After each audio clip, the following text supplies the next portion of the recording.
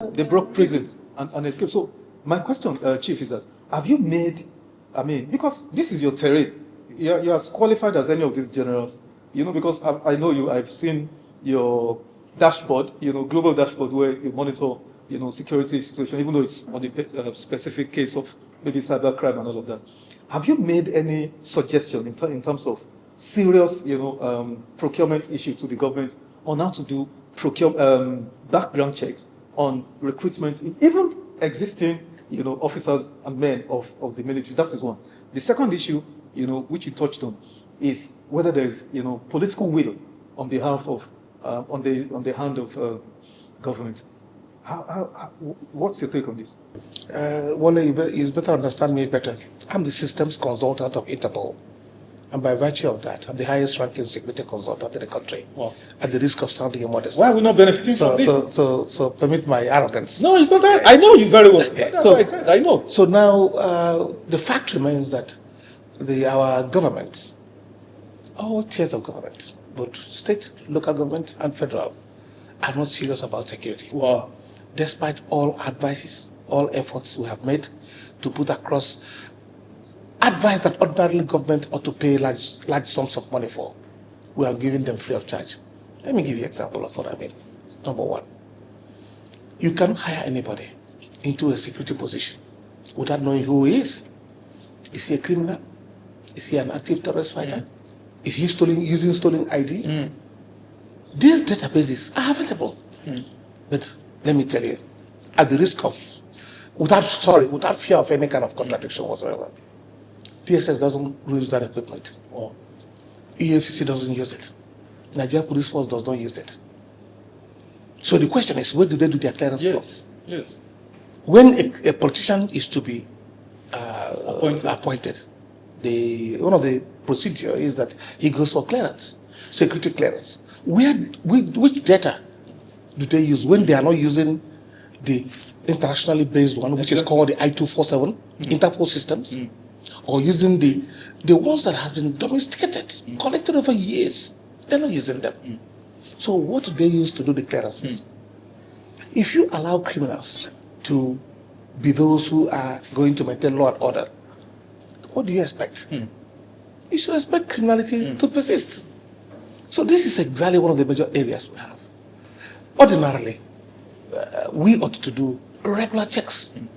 If we take a look at the I-247, Interpol Systems as it works, you see that about 2 billion checks are done around the world. About 2 billion daily.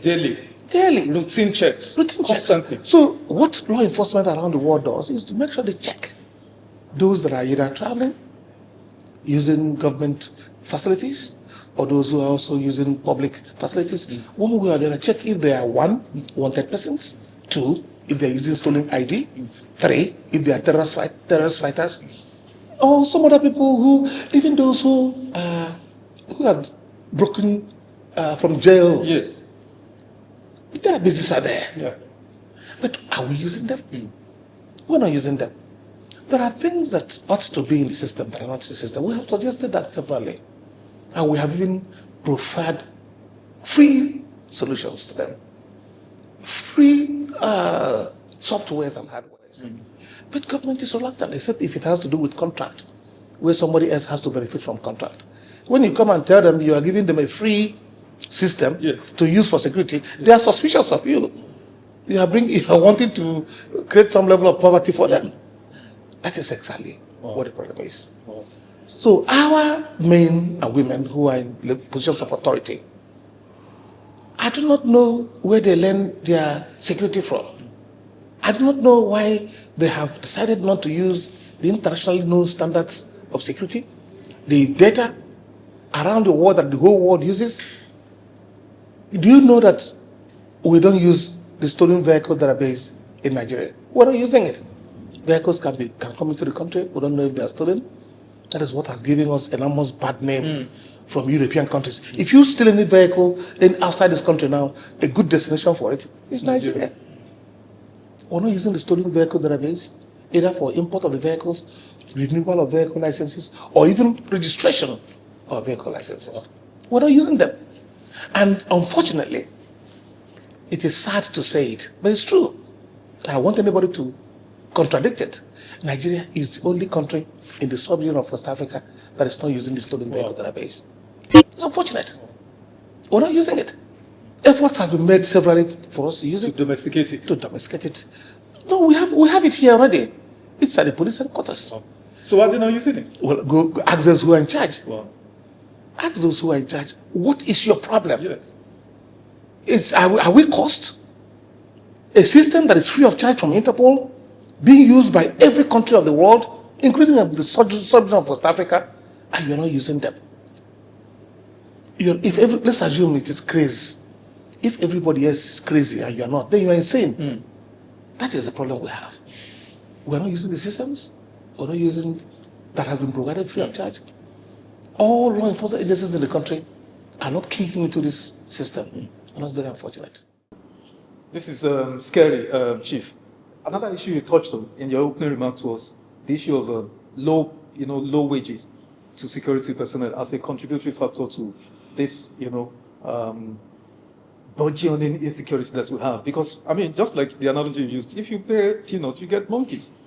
Why is it that our leaders, political leaders, president, governors, and local, why can't they see the nexus, the connection between low wage or low payment of salaries and the tendency for an armed officer, an armed policeman or security man to use this arm you are giving them, on the people they are meant to protect? Why can't they see the connection? And so that we don't, I don't come back to you on this. I want you to take that with the northern elite, both political, sociocultural elite.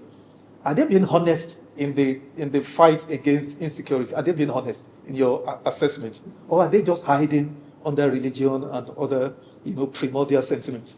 We have our reservations. Let me take the last one first. Yes. We have our reservations. When we say we, who are the we? I mean, those of us in security circles. Okay. It's not just only the London leaders. Okay. Nigerian leaders, as in a whole, are hiding under something not to do what they ought to do. Why would you think so, sir? Or what would be the motivation for that?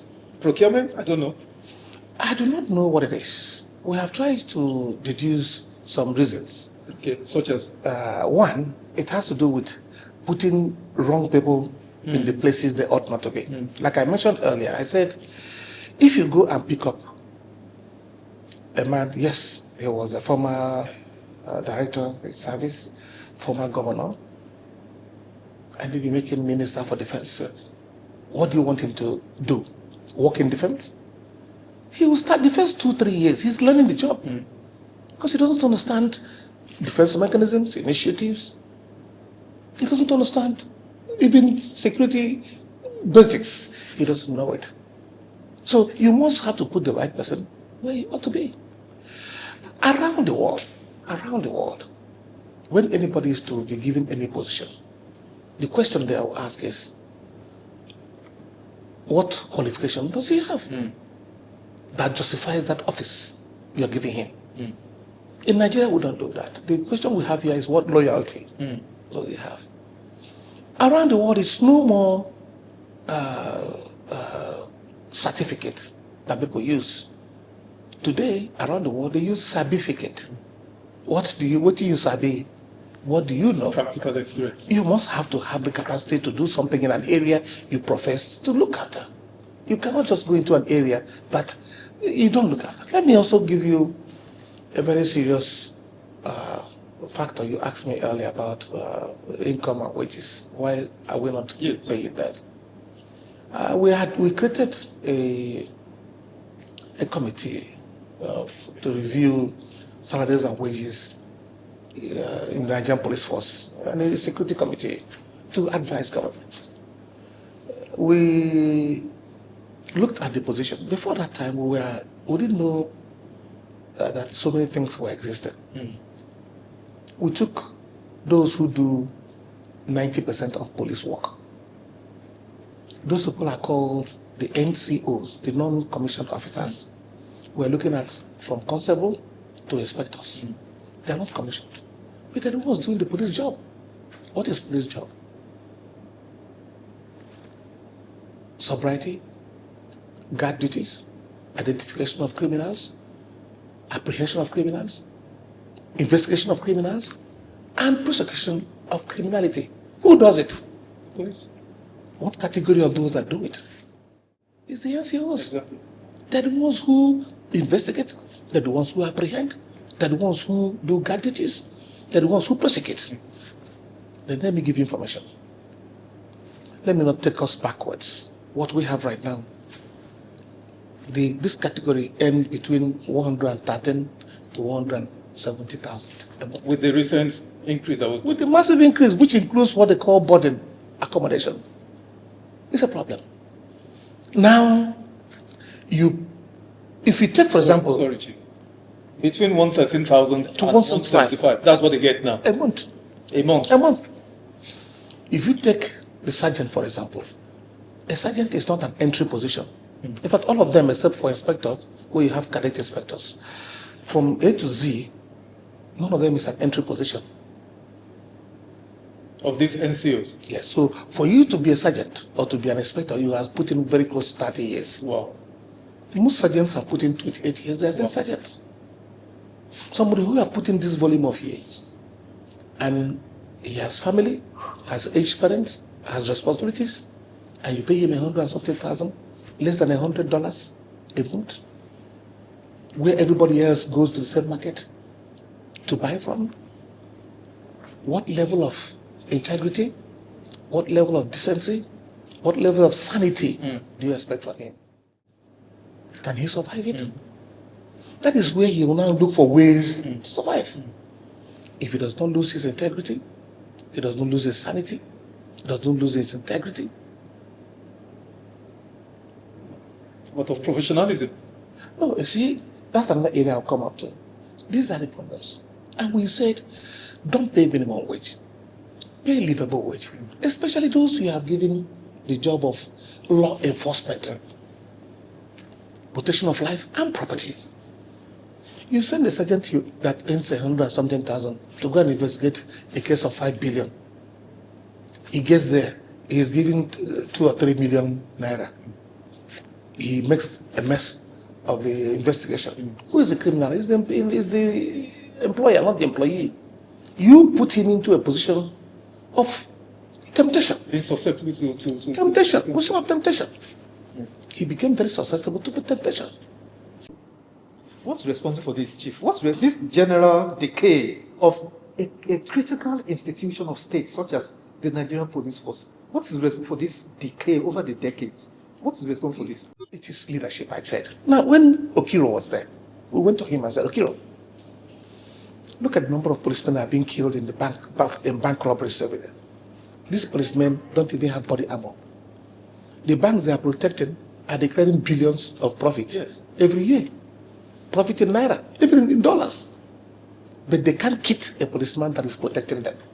We say, Okiro, stop them. If you can't kit a policeman, don't have a policeman. What happens? Okiro, give that instruction. You began to see policemen guarding bags, properly kitted. But look at how they are looking today. Have you seen a policeman on the beat? On a beat, I mean on security beat. Have you seen a policeman, how they look? See how they are dressed? Is there anything police about them?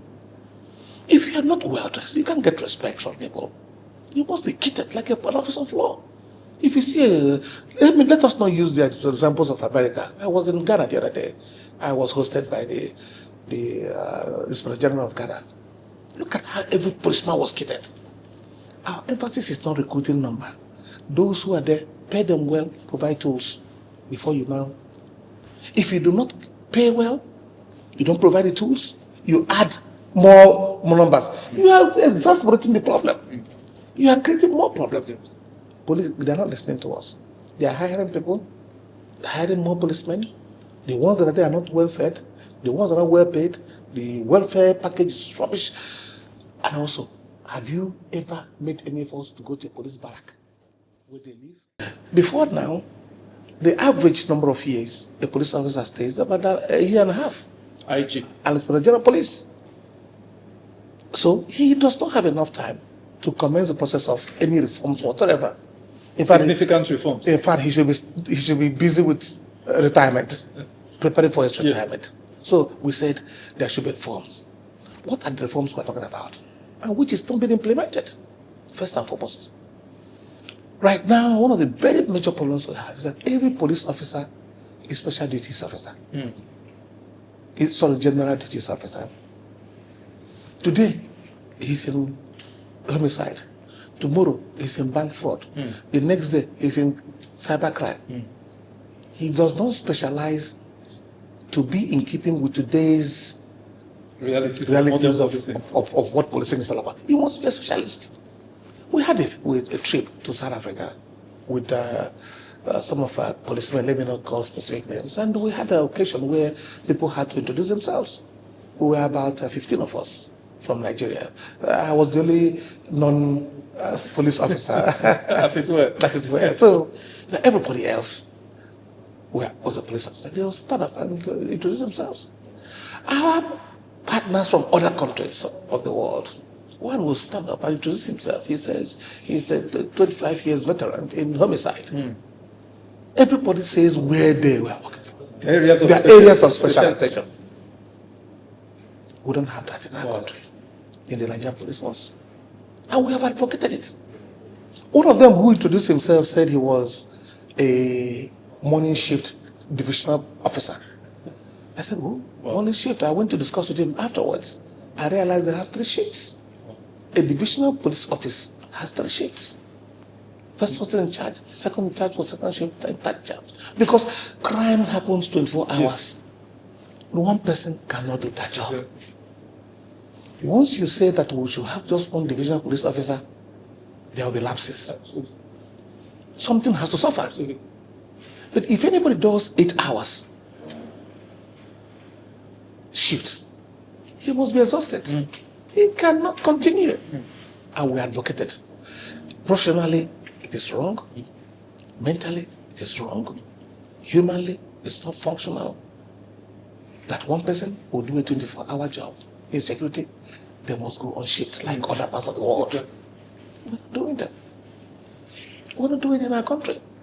And then we are saying also that about 78% from our calculation to 80% of police work happens in the divisions. Yeah. Because these are the ones that are closest to the people. Our people, about 75%, live in the rural areas. Law enforcement in these rural areas that you see, it's only police, Nigerian police. Nigerian police is in every rural area. Have you seen the divisional police officers, how they look like? Are they better than poultry pens? Can anybody even survive working inside those places? That leads me to my next question, so that we can tidy up on this issue of insecurity or policing. So, what is responsible for why we have low number of policemen, the ratio of police to, per citizen, and then also the infrastructure of policing? Is it vehicles? Because oftentimes you hear, we called the policemen, but they couldn't come. When they ask themselves, we didn't have fuel in the trucks, or we don't even have the trucks. And like you said, you go to a average police station, they will ask someone who is there to, you have been arrested, they ask you to bring money, to buy paper, to take a statement, to write, all of that. What's responsible for all of this? There's something that keeps happening in our country. If we have a problem, rather than solve that problem, we add more to the problem. What do I mean by that? When the police announced they were going to hire more policemen, we will say, no, don't do that. Solve the existing problems that are existing now, so that you don't add to the existing problems. What are the existing problems? Those you have already are not well paid. They are no tools. They are not kitted. Policemen buy uniforms from the market, open market. And do you know what uniform means? The other day I was looking at the office of a commissioner of police, let me not mention his name. The IGP, the DIG, the commissioner, their uniforms are different. Wow. It's not uniform anymore. Wow. We used to have police tellers. In fact, one of the IGs was a police teller. Oh, really? Yes. Let me not mention names. One of the IGs was a police teller. Police, you must show it to be uniform. Put 3 policemen there, you see that the sewing is different because they go to open market to sew. It does not show uniform. So no standardization. There's no standardization. The quality of the materials. And look at them, they don't have boots. They go to the market and buy shoes. Only very few of them have supplies from the stores. Are you saying that this country does not have enough money to do that?